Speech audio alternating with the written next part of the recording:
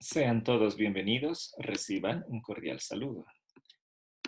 Desarrollaremos ahora el tema los juegos de guerra, diversión, violencia y educación en la paz en el siglo XIX. Bien, en un anterior video hablábamos de las características de las pedreas carnavalescas que tenían lugar durante el periodo hispánico. Ahora avanzaremos a la época republicana y diremos que el carnaval también era una época de diversión. Se jugaba con harina, con polvo de arroz aromático, chisguetes de perfume. El agua, que antes había sido característico solamente del juego entre mujeres, pasa también a ser parte del juego de varones, ¿no? Entonces, el mojarse en carnaval era algo común durante el periodo hispánico y en esta época se vuelve algo mixto, es decir, tanto mujeres como hombres juegan con agua. Pero los varones mantienen todavía la tradición de las pedreas, es decir, siguen jugando batallas simuladas, lanzándose probablemente terrones o en algunos casos piedras, ¿no? Bien, sin embargo, como el periodo republicano ha sido muy abundante en cuanto a violencia se refiere, pues las peleas ya no se van a limitar al carnaval, porque en el inconsciente colectivo había tanta violencia acumulada que se necesitaba que estos juegos fueran prácticamente permanentes. Bien, para tener una idea de la cantidad de violencia del periodo republicano, habría que decir que hasta el año 1913 se contaron más de 100 revoluciones, es decir, en menos de un siglo de existencia de Bolivia republicana, hubo más de 100 revoluciones. Y obviamente en cada una de esas revoluciones había muertos, heridos, en ocasiones batallas campales, ¿no? Y habría que considerar que realmente esa época estaba muy cargada de violencia política. Bien, bueno, de esa manera los juegos anteriormente, digámoslo así, prácticamente lúdicos del carnaval se convierten en un combate prácticamente cotidiano. Para ello se establecen dos bandos bien definidos en la ciudad de La Paz, ¿no? Correspondientes a dos barrios de la ciudad. El primer barrio es Caja de Agua y es un barrio muy antiguo, ¿no? que se encontraba dentro del damero original de la ciudad. Es decir, en el siglo XVIII ya estaba perfectamente consolidada esa zona. Y el otro barrio es el de Churubamba, un barrio de reciente poblamiento, ¿no? Digámoslo así, no en la parte hispánica, sino en los extramuros de la ciudad hispánica.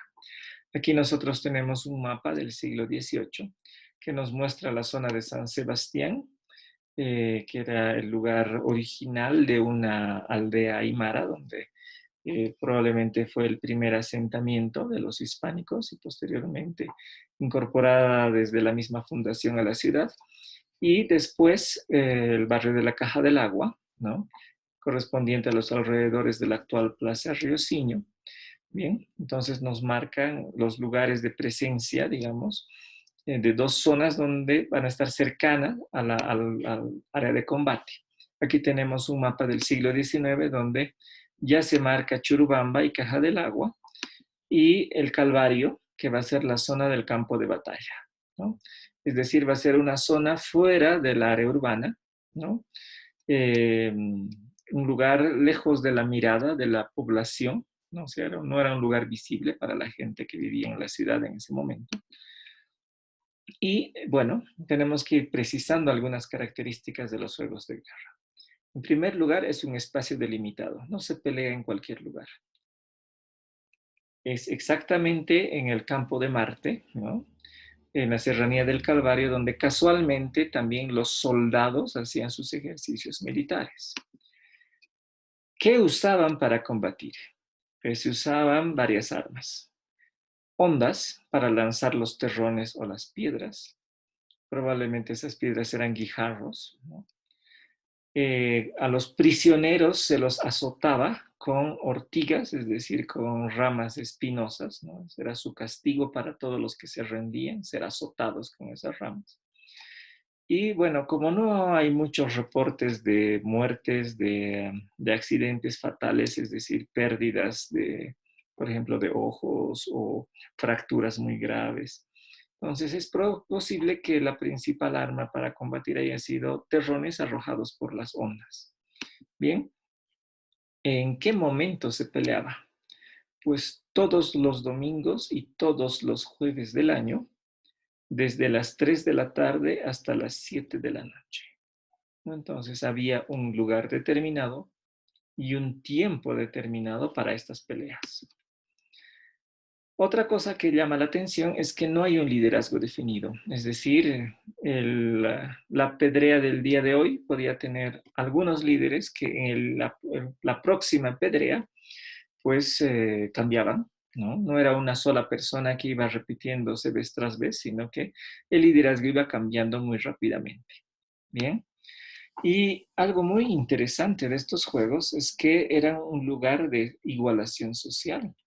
Es decir, todos combatían al mismo nivel. Los jóvenes de la clase alta y los jóvenes de la clase baja, ya sea de la República de Españoles o de la República de Indios, es decir, del mundo indígena, digamos así, del mundo hispánico o criollo boliviano, si se quiere, pues combatían todos al mismo nivel. ¿No? Y cualquiera podía llegar a ser un líder, era un gran espacio de igualación social y en esto se recuerda la influencia del antiguo carnaval, porque el carnaval era un lugar donde todas las divisiones sociales se diluían, ¿no? Para festejar y hacer una gran fiesta entre todos. Pues en estos juegos de guerra se mantiene esa igualación social y todos los jóvenes combaten en pie de igualdad entre todos, ¿no? Bien, pero como sabemos, estos juegos que implican lanzarse cosas duras, ser azotados y otras cosas más, pues producían heridas frecuentes, ¿no? Y bueno, eso algunas veces era también complementado por accidentes y alguna que otra vez alguna muerte accidental, ¿no? Pero de todas formas, no lo suficiente, no habían suficientes muertes o suficientes accidentes graves como para prohibir los juegos de guerra. Como ya se mencionó, se combatía en el mismo lugar donde los soldados de verdad iban a entrenar y hacer sus ejercicios militares, el campo de Marte, ¿no? Y podemos ver que estos juegos de guerra pues sirven para canalizar toda esa violencia acumulada en el inconsciente colectivo. Esa violencia producida por tantas revoluciones y persecuciones políticas que hubo durante por lo menos todo el siglo XIX republicano, y permiten que esa violencia se canalice en estos juegos en lugar de derivar en más muertes, más destrucción, más venganza política, ¿no?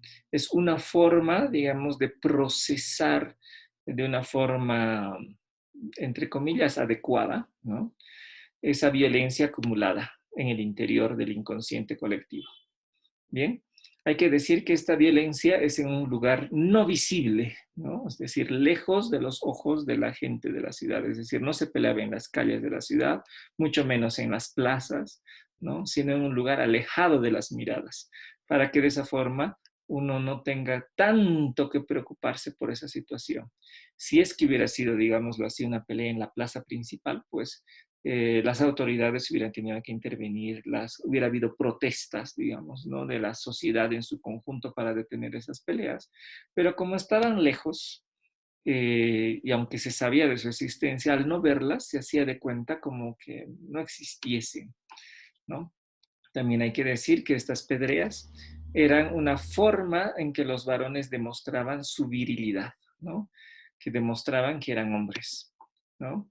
Y a la vez se divertían, ¿no? Era un espacio de diversión. Bueno, ¿qué va a pasar avanzando un poco más en nuestro análisis ya en la década de 1880, después de la Guerra del Pacífico? Que obviamente fue un duro golpe al ejército y a la integridad nacional. Y es entonces cuando después de la gran derrota de la Guerra del Pacífico empieza a popularizarse la tauromaquia. Bueno, la tauromaquia, las corridas de toros ya estaban presentes desde siempre, pero se empiezan a ser más frecuentes y van reemplazando paulatinamente a los juegos de guerra.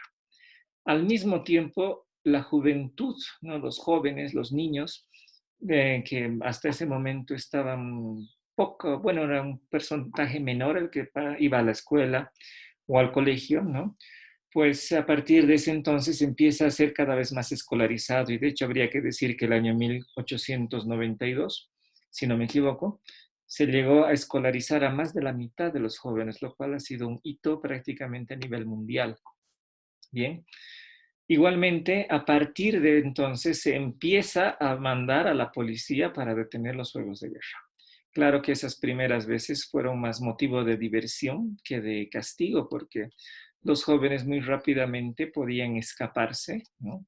Y eran relativamente pocos policías, así que eran pocos los que caían en las manos de los policías, que seguramente recibían en cambio bastantes guijarros y terrones y otras cosas.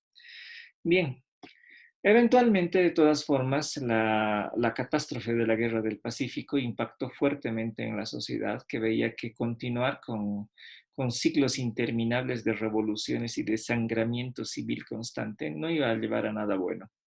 Así que se busca hacer que las elecciones, por ejemplo, y la transmisión de mando de gobierno sea por elecciones sin violencia en el marco del respeto a las reglas democráticas. Claro que eso no siempre se logra, pero por lo menos se intenta. Y estos juegos de guerra pues eran vistos como algo negativo, peligroso. Y al estar los jóvenes además escolarizados, ¿no? Entonces empiezan a formarse ya bandos a partir de los colegios en los cuales ellos están inscritos. Además, las clases eran mañana y tarde, así que impedían que muchos jóvenes asistan a los juegos de guerra. Ya empiezan a aparecer críticas en periódicos, ya la policía empieza a intervenir, se empieza a hablar de los juegos de guerra y empiezan a visibilizarse y a reprimirse socialmente. Además de eso, la ciudad va creciendo y va ocupando el campo de batalla. Eventualmente, el campo de batalla se hace cada vez más pequeño por el crecimiento de la ciudad. Y a la par que la educación va disciplinando cada vez más a los jóvenes. De esta manera, hacia fines del siglo XIX, los juegos de guerra prácticamente desaparecen. Bien, les agradezco mucho por su atención. En el siguiente video nosotros veremos, valga la redundancia, los aspectos menos gratos de estos juegos de guerra, que obviamente tienen relación ya mucho más directa con el ámbito político. Muchas gracias por su atención.